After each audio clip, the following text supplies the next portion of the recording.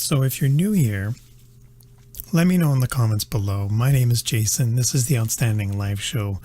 We were just talking about Season 1 and Season 2, and here we are in Season 2. We are exploring something a little bit different with Season 2. We're going with short form content, and we're having more often. So by having things go more often, we'll be able to have lighter chit chats, but then we'll be able to go deep into those chit chats over the course of a month. So we're also going to have seasons. So we're going to have season or theme, sorry. So this theme for Season 2 is actually going to be step 1. And what I mean by step 1 is we're going to be diving deep into everything related to step 1. And we're going to end up going nice and light. And what I mean by light is because with Season 1, we ended up going deep. We had like 45-minute, hour-long episodes. But I only went live once a week. And by going live once a week, I was saving up all these small snippets and then cramming them into like 1 hour. And it was almost a lot of information. Well, in the long episodes, I did end up getting a lot of engagement or watch time. The engagement was kind of low. So with the short form content, we'll be able to have more lighter episodes more often. But then we're going to be having, a month to go over. So for this month, I've gone quite a few, 25, 26 days in a row I've gone live. It's actually pretty fun to help make it easier on me. And this is what I was talking about earlier with automating a lot of this process. So being able to streamline it to make it easier so it's less manual work on my part because it's just me. It's just one lone Jason here pulling this out. And so I'm doing the content creation, the live switching, the camera angles, the setting out the blogs. And at first it was easy when I was doing it once a week. But now that I'm doing it every day, I needed to find a way to make it more tangible without making it complicated. And I still wanted to have the value there. So there's a lot of in the back end stuff that I had to figure out on my own. So I am using services to help me out like ManyChat to send you Facebook messages, like Integromat to help automate the back end stuff. But I want to take it a step further and make it even easier. Currently I'm doing Facebook Lives, but then I'm doing the stream.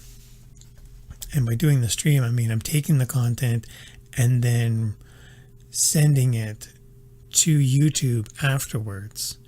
So I'm doing a live recording with Facebook Live, but then I'm taking the recorded episode and then putting it on YouTube.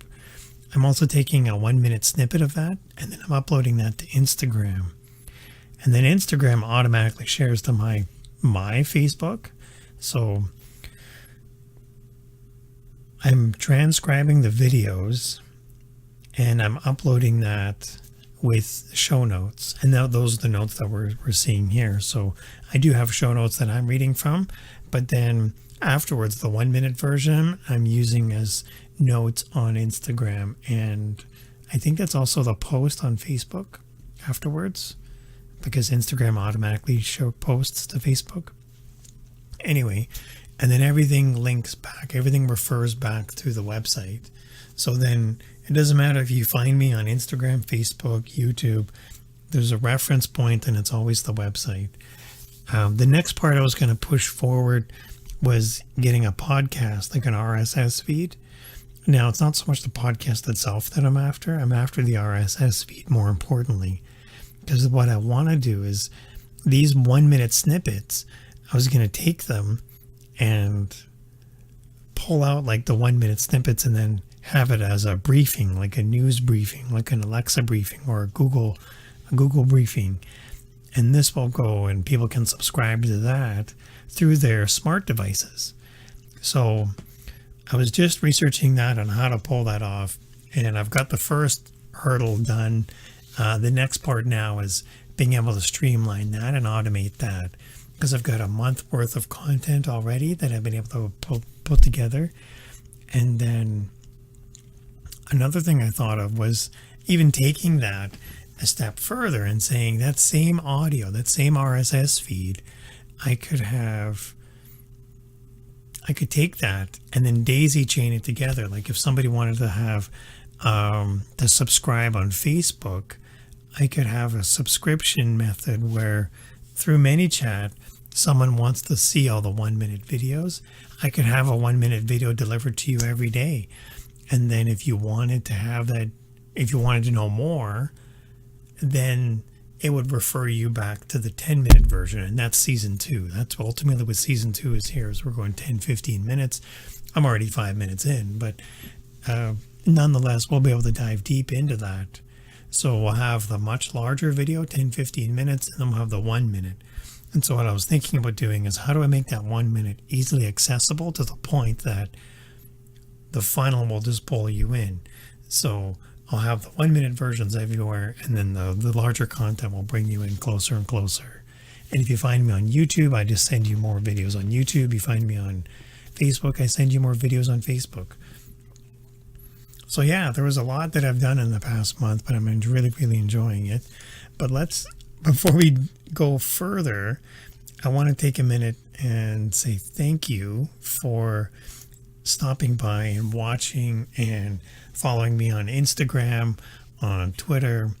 I upload the videos and there's so many hearts, stars, and amazing messages you guys leave. I almost wake up every week. Every week I walk in, I log in, and I see all these messages, and it's really heartwarming. It tells me you find this to be a safe place and you really you see a lot of value here. And I want to recognize that. So thank you. Okay. Now I want to go and I'll show you my screen here. Okay, so here's my screen. And if I bring you over to my show notes, and then today's topic, let me move back over here. So today's topic is about pain. And while pain is the tip of the iceberg, I was actually using it to get to, in relation to not just pain, but also emotion itself. Because we get hurt, we do, and it's inevitable. Pain is going to be there, doesn't matter if I recognize it or not. The pain itself is there. In addiction, when it comes to recovery, I would have this fear, this deep-seated fear about avoiding pain. And the crux of that matter was that I was afraid of not being weak, because in my addiction I was weak, but I was more afraid of appearing weak. And if somebody would look at me and notice that I was weak, if someone saw me, like if one of my friends noticed that I was having a hard time and they reached out for help, or they reached out to make sure I was okay, I took that as a sign of weakness. And I took that as I'm not allowed to be weak. I'm not allowed to be vulnerable.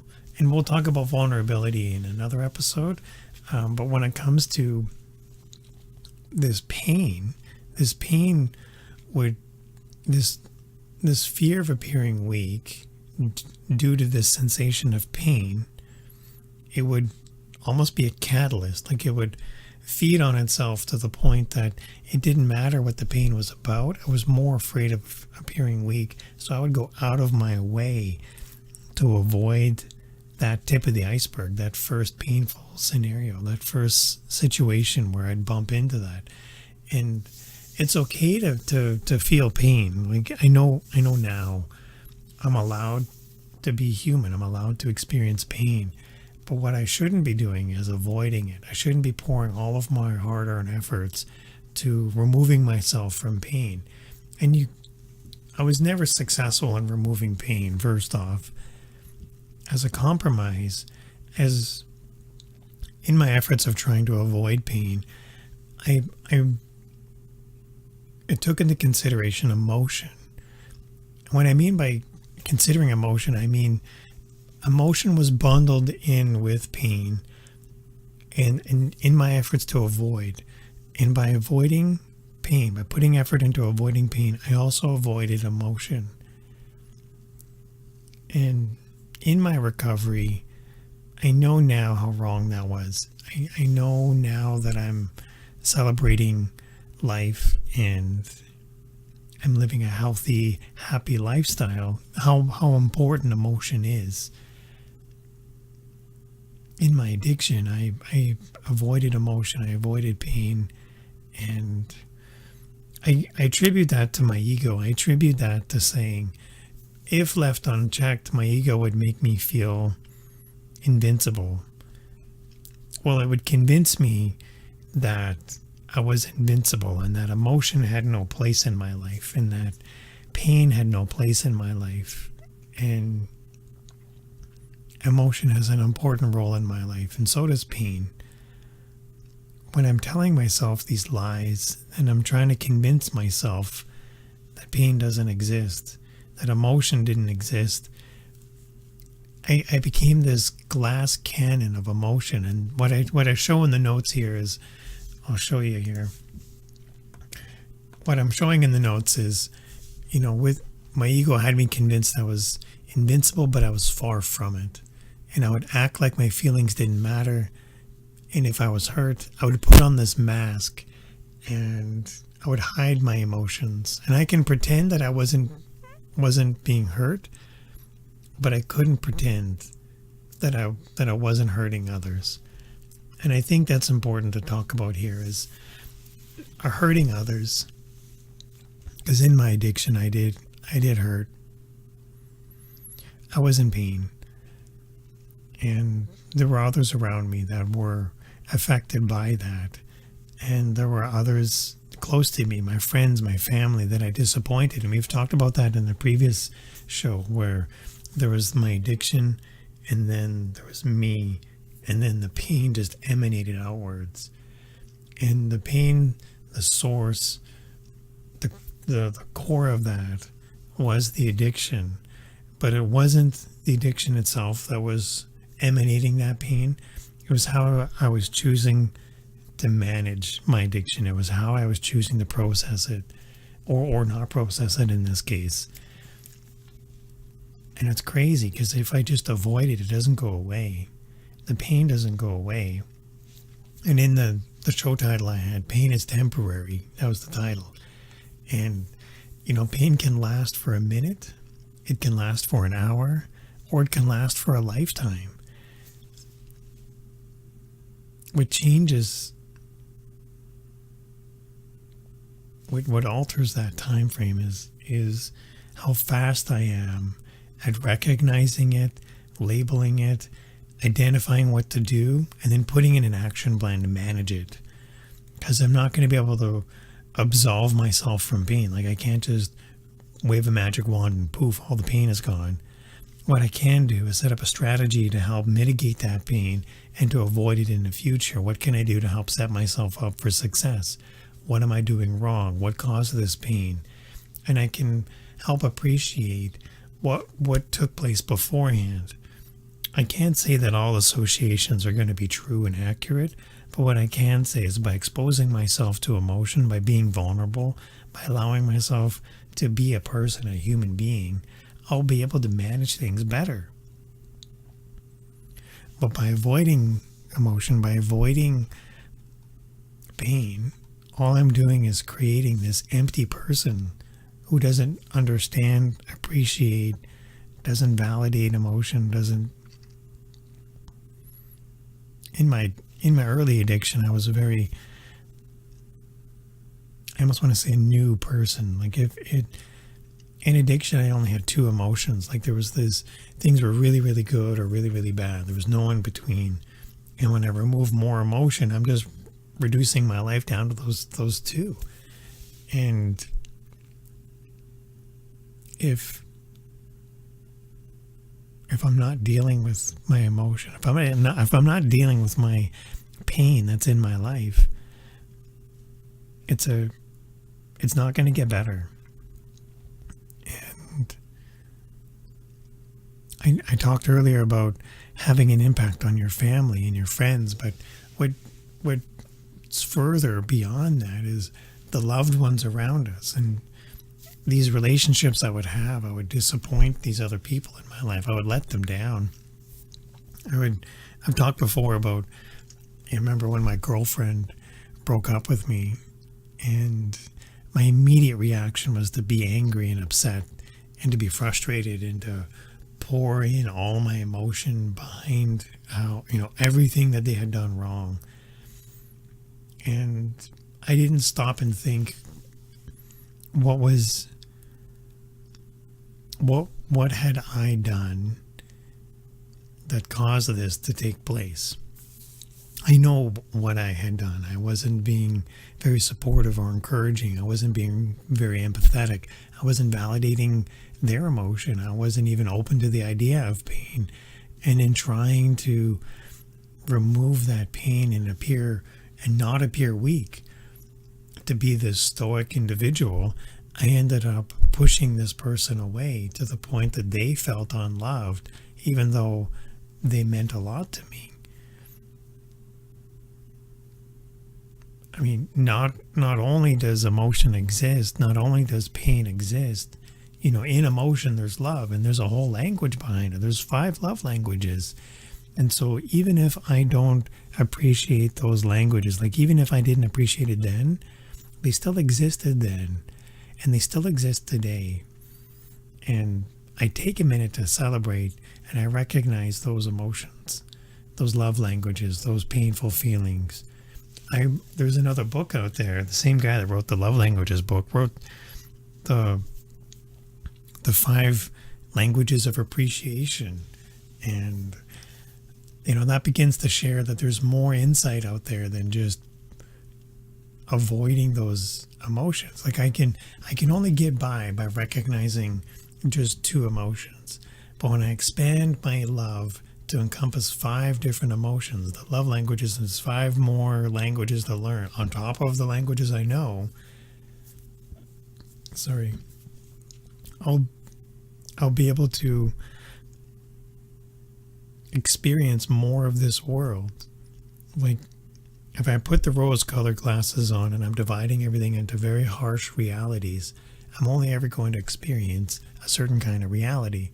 But if I expand this love appreciation language to 5 more, then so too can my pain. I'm not saying I'm going to fall in love with my pain, but what I am saying is I can give it the same attention for appreciation as I would any other emotion. Avoiding it isn't going to get me anywhere.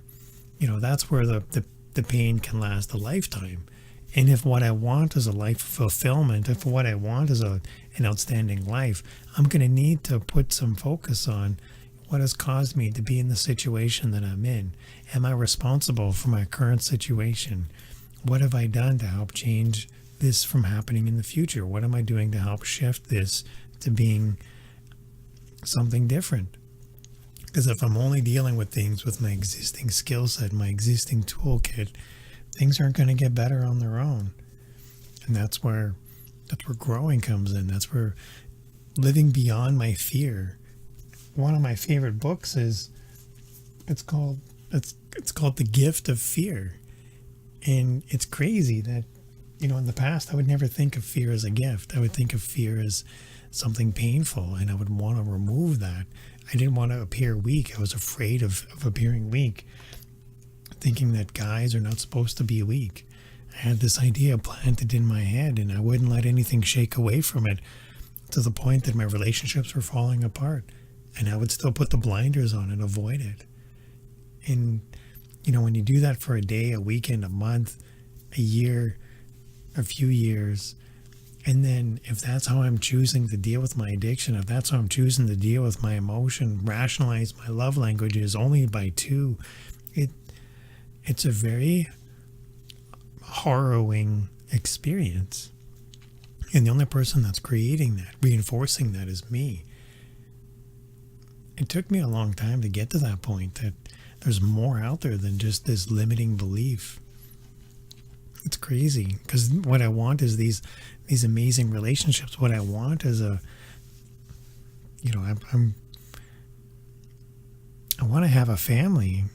I want to have a deep connection with myself and other people. I want to have close friends. I want to have an amazing, outstanding life, but I can't do that if I'm pushing people away, if I'm reducing my relationships because I'm afraid of experiencing pain because I don't want to appear weak. Like, it's amazing how the addict brain will play off of itself and run rampant. Like it's all being built on this one thought of not appearing weak. So I'm going to avoid pain. So I'm going to round down and then use emotion with pain and then avoid both of those, which will cause my relationships to fall apart. And then as a result, I'm feeling very alone, which is then reinforcing my nobody wants to, I run rampant with my thoughts of I can't be alone. Nobody wants to be with me. No one wants to hang out with me. Like, you start coming up with the weirdest excuses, but I'm not stopping to think, what am I doing that's causing all of this to happen? What beliefs am I holding that are reinforcing these actions, reinforcing these outcomes? And if what I want is something different, then what would that look like? What would I need to believe to make that happen? Who would I need to become? What beliefs would I need to adopt? And then how can I make that happen? So that's where pain can be temporary. It can last a minute, an hour, or a lifetime. I don't want it to last any longer than it needs to, but I appreciate that there's a time and a place. I just don't want it to be all the time, and I don't want it to be in every place. So the best way for me to deal with it is just head on. I'm not sure if this is making any sense or if it's connecting with anyone. If it is, let me know in the comments. Leave a message. Put the hearts. Put the stars. Put the share button out there. But this is season 2, and with season 2, I'm actually doing something a little bit different as well. I'm doing a gratitude of the day and an action of the day. So today's gratitude is, today I'm thankful for being able to see past my fears and embrace an ocean of emotion, not only my own, but those around me. I appreciate that there's a balance, and I contribute to that balance by adding value daily. So for an action of the day, today's action is, today I will share my feelings with someone who's close to me. I will share that I'm not afraid of appearing weak, and if that means feeling pain and showing emotion, then so be it. Okay, so thank you so much for hanging out. My name is Jason. This is the Outstanding Life Show. We talk about recovery. We talk about addiction. If you want to get the show notes and you're watching on Facebook, just type notes in the comments below. Even if you're watching the replay, or if you're watching on YouTube, go ahead and visit outstanding.video/notes, and we'll have the notes sent out to you. Or you could just go to the blog, and the blog is in the link down below, and it's outstanding.video/blog. In the meantime, thank you so much for hanging out. Thanks for being a part of this. It really means a lot to me that you're here. Kitty says hello, but we look forward to seeing you in another episode, okay? You take care. Bye.